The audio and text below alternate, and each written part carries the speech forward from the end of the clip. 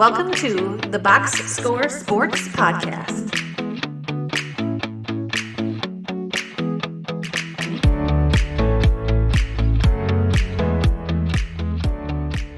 Welcome back, everybody, to the Box Score Sports YouTube channel. I'm your host, Ryan, and what we are doing is we are going to be previewing every single NBA team to celebrate tip-off week in the NBA. We're going to have videos of every team's, hopefully 10 minutes or less, of our favorite moves, least favorite moves. We're going to talk about questions, concerns. We're going to predict whether they're a playoff team, a contender, a lottery team, or a play-in team. We're going to hit on all those and every single teams. But before we get into it, like the video, subscribe to the channel, and let me know your thoughts on your favorite teams going into the season or on the team of each video that we will be posting. With that said, let's get into our predictions. Previewing the Brooklyn Nets. The Brooklyn Nets last year, they lost 4-0 to the 76ers in the playoffs last year. And a lot of reason why they got to the playoffs last year for the Brooklyn Nets was basically because they had Durant, Harden, and Kyrie some of last year to start the year at least. And so they kind of were able to get into the playoffs because of that. And you know, Mikal Bridges looked good. And Cameron Johnson, they made the best they could out of bad situation last year. I thought they did anyway.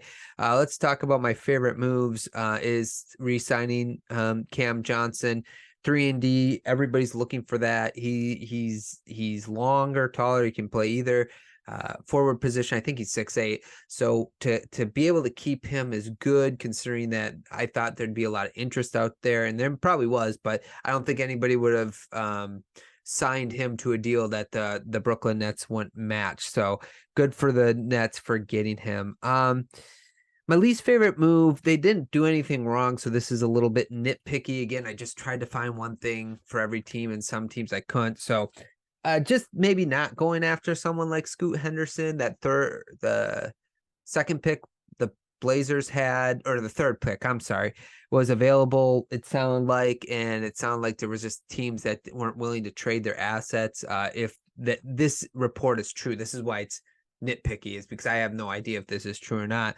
I like Mikal Bridges. I think he's a really good player. I think he has a little bit more of a ceiling than we originally thought in Phoenix. You know, a lot of things were open up to him when he went to the Nets, but he wouldn't stop. Someone like that wouldn't stop me from trying to get someone like Scoot.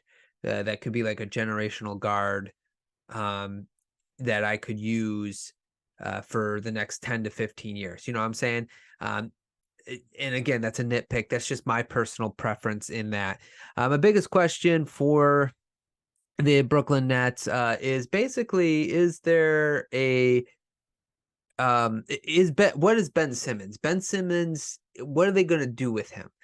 That's really, it's so funny because like there was moments in the preseason where we seen clips of him shooting the ball, and clips of him you know, passing and being kind of like a little bit of a facilitator defense. I understand it's just preseason, but you could see that he was really out there trying. I wonder if we'll get that version of Ben Simmons.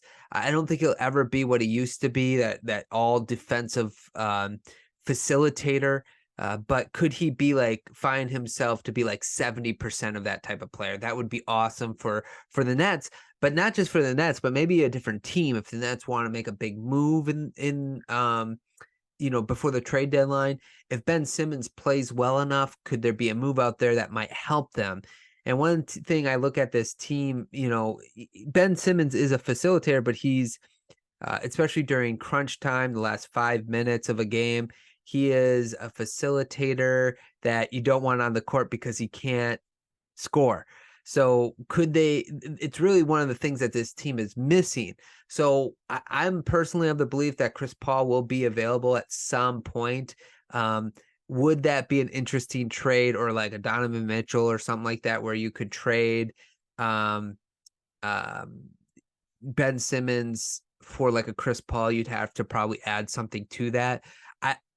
Maybe. I know that's a little like, whoa, wait, what do you think's going to happen? But I still don't think the Stephen Curry Paul relationship is going to work, because I just think you can't have two small guards in the playoffs like that.